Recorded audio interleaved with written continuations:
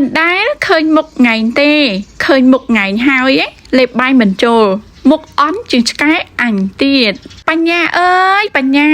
Panya cô tài vô cùng rủ con chấm nón cao nè có tập tài cá tranh một tề dụ trăm tài pi bảy năm tề bắn tái cá kết quạt búa chiêng Panya tiệt Panya cô tái riêng sốt mà đong tiệt nè tam bát tái hai chi Panya nữa nghe khoa vitamin C 2បងប្អូនតោះពេលមកជូឆាកាពិចំអិនជូនបញ្ញាហូបដើម្បីឲ្យបញ្ញាហូបទៅ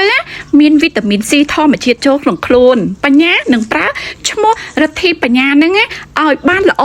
ស័ក្តិសមលោកឪពុកអ្នកម្ដាយដាក់ឈ្មោះជូនណាមែនទេឥឡូវនេះតោះកូនផ្សំមកជូឆាកាពិហូបជាមួយអ្នកម្ដាយណាហើយប្រហែលជាកូនក៏ដូចជាអូនក្តៅទៀតហើយកុំក្តៅអីកូនអើយបញ្ញាហ្នឹងណាមកខុសកន្លែងមែនទេចាមនុស្ស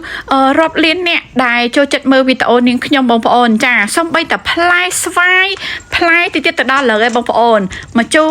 ក៏មានអ្នករិះគន់ឌៀលថាផ្លែស្អីដូចផ្លែអាចប៉ុន្តែនេះបងប្អូនឃើញទេដូចផ្លែអាចចាគាត់ថាអន់ជាងអាចទៀតដំណាំអញ្ចឹងក៏ចេះតែសើកោតថាអូយល្អដំណាំបងល្អណាដំណាំបងល្អណាហើយផ្លែដូចអាចនឹងនិយាយចំណាគឺគេរិះគន់លុះខ្សៃហ្មងបងប្អូនចាហើយដូចអាចអញ្ចឹងណាសួរថាឲ្យយកសង្ស័យត្បុលក្បាលចូលហ្មងណាមែនណាបងប្អូនដោយសារតែបន្លែដូចអាចនឹងធម្មជាតិបងប្អូនចាហើយឌីលជេប្រមាថដល់ប្តីនាងខ្ញុំនឹងដាំផ្លែឈើដូចអាចទៀតហើយប្តីនាងខ្ញុំក៏អត់ដែរយកកៅភ្នែកមើលទេសំខាន់គឺគាត់ហូបអាចវាល្អជាងហូបរបស់អ្នកចិត្តខាងនិយាយមែនហើយមិនដឹងថាមកពីណាពីណីទេបងប្អូនអើយឥឡូវនឹងមានសពមានគ្រប់ហើយខមមិនជេនាងខ្ញុំនឹងហើយមកខុសកន្លែងមកខុសកន្លែងមកចំកន្លែងអ្នកហូបធម្មជាតិរាល់ថ្ងៃដល់ពេលអញ្ចឹងខួរក្បាលអ្នកហូបធម្មជាតិគឺធម្មជាតិស្រស់ស្រាយហ្មងចា